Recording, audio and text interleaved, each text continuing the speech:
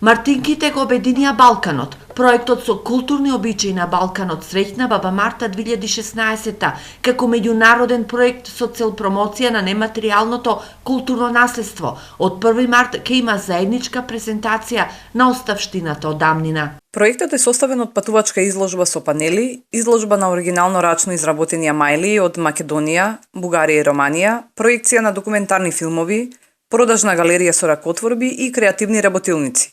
Во одредени делови на Балканот, Македонија, Бугарија, Романија, Молдавија, постои обичај поврзан со првиот ден од месецот март.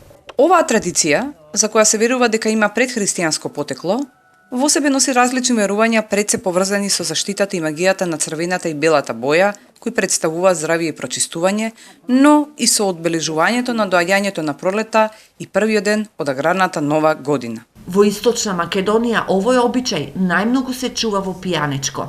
Се изработува последниот ден од февруари, односно последниот ден 13 по ново март.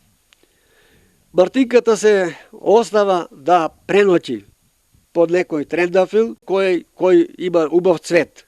Проектот за културните обичаи на Балканот е организиран како дел од институционалното прекугранично партнерство националните идентитети во рамките на Обединета Европа.